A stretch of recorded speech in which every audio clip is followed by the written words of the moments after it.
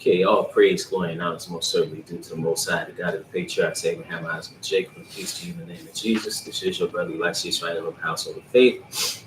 And I count it really a blessing each and every time that I can come before the preach the word of God. And never do I count it as a light thing to do so. All right, brothers and sisters, I'm going to get right into today's topic. And coming on a little late. My apologies.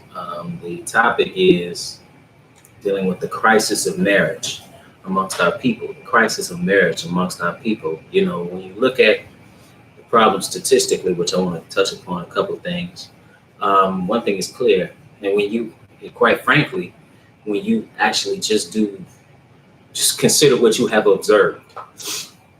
I remember I was at an event and heard a brother say he was upset, and I said, what's wrong? He looked around, he said, man, look at all these sisters with no viable husband. And it was a big place, big event. I looked around and that was the case. You look at how we're dealing with one another. In addition to that, you see that things are out of control, out of order. Everything is upside down. The family structure has been destroyed. Households are dysfunctional. I'm not saying I'm not speaking absolutely. But when you look at marriage and those things pertaining to marriage, like poverty, what's happening to our children, a lot of what happens in our communities is ultimately because we've turned our back on God. And in turning our back on God, we have turned our back on the way in which we should walk. And the way in which we should walk, the way in which we should operate within marriage is outlined in the Holy Bible. So I want to touch upon that, but I also want to touch upon also just some things about marriage, just some things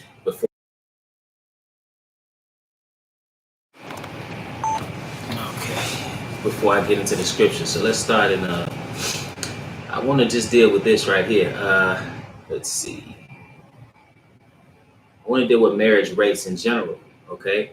So amongst our people. So now this is from Black Demographics. And it says, it's from blackdemographics.com. It says marriage has been a declining institution among all Americans. So marriage is the most important institution amongst society.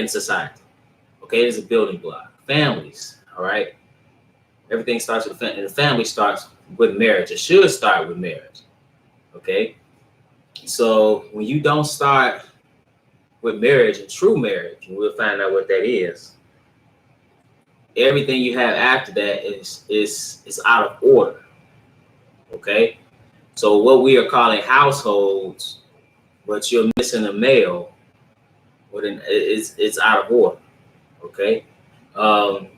Marriage has been a declining institution among all Americans. So, it's particularly in the Western world and in America, you see marriage is on the decline. Okay? And marriage is on the decline because we have gone totally away from valuing marriage. Okay? And because the roles between men and women have been totally turned upside down. What's acceptable moral wise has been turned upside down. So, and then you look at marriage and the costs. Well, I'm talking about the risks of marriage, particularly pertaining to men when they engage in that institution. So all these things play factors in this. Okay. But it says, so marriage has been a declining institution among all Americans, and this decline is even more evident in the Black community. It says in 2016, only 29% of African Americans were married, compared to 48% of all Americans. Half of 50% of African Americans have never been married, compared to 33% of all Americans. And, when I look at particularly amongst our people, again, if you think about what you've observed just in your life, what you observed. It seems to me like black men and women, our people, are at war with each other. When we should be working together, it seems like we're at war with one another. When you look at that relationship. So it says, after viewing the available data, we can see that although fewer black women are now married, more black women than black men have been married at least once. This is because a higher percentage of black women are divorced and widowed than men. Also, in 2016, just under half, or 48% of black women had never been married, which is up from 44% in 2008 and 42% in 2005. So again, when you look at the marital status, all of 29% compared to 48%. Okay, so you have that. I want to go to something else too. See, everything's out of order. Let's see. This is from governing.com. It says, where have all the black men gone? There's a gender imbalance in many African American neighborhoods. Mass incarceration is largely to blame. Okay, so and then too, it's just everything's out of order. Of course, there's concerted efforts to lock up black people. Okay, when you look at how they police black neighborhoods, when you look at drug policies, these things are part of why you see a lack of or fewer men. Okay, because many have been incarcerated. So we know it's not by accident. Okay, it's not by accident. But then again, also, when you see a lack of men in the home, when you have children, the discipline a lot of times is gone. Okay, if you don't think that's the case, look at Chicago, look at Baltimore, look at our urban areas where our young men are killing each other.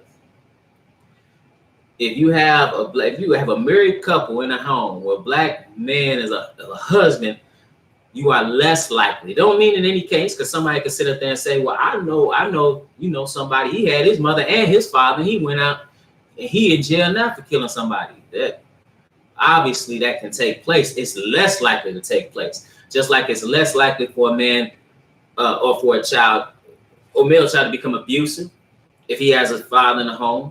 In his father's life, he's less likely to be impoverished. He's less likely to fail in school, less likely to be suspended, less likely to end up in juvenile detention, less likely to be obese. All these things, so many factors dealing with our children is associated with the presence or absence of a male. Okay, I always say the father or the husband in the home is like if the home is a tent, he is the pole keeping the tent up. And when you don't have a pole, then you don't have a husband there, what do you have? You have a tarp. Okay, that's what our households have turned into, tarps. Because your woman can't be mother and father. Neither can a father be mother and father. You need both. Okay. So it says, in several predominantly African American neighborhoods, there are only about 3 black men for every 5 black women under age 65. Let me go back up a little bit. Okay, so this is located in, they're talking specifically in DeKalb County outside of Atlanta, but it goes larger than that. It says that sort of gender imbalance reflects a number of factors, primarily mass incarceration and high mortality, and it's present in hundreds of communities across the country.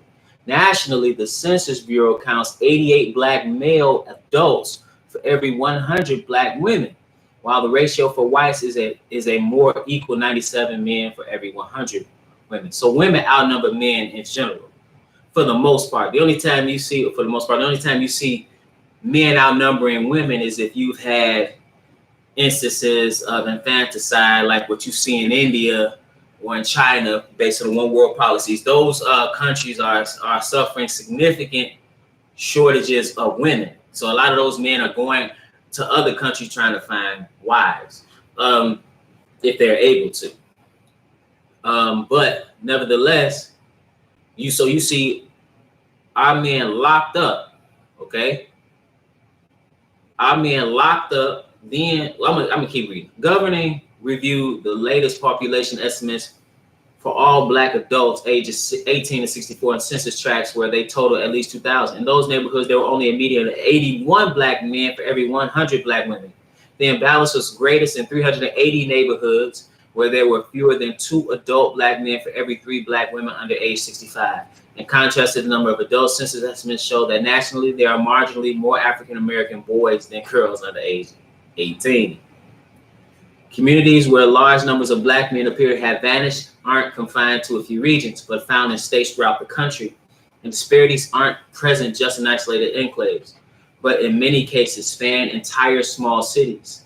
Among these are Calumet City, Illinois, Douglasville, Georgia, 2 suburban jurisdictions with sizable Black populations where there are about 2/3 as many Black men as women. All right. The single biggest driver behind the absence of Black men is mass incarceration. A few academics have held up ratios of Black men to women as a proxy for incarceration. Despite recent declines in prison populations, disparities remain massive. African American males are imprisoned in state and federal facilities at 6 times the rate of white men and about 25 times that of Black women.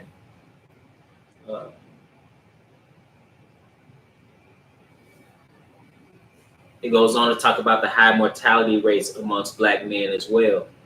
So you have high mortality, you have mass incarceration, high mortality rates. When it comes to marriage, so for mathematically, if every woman who wanted to get married to a Black man, there would not be enough mathematically. Secondly, and this is related to mass incarceration, high mortality rates. That's that, mathematics.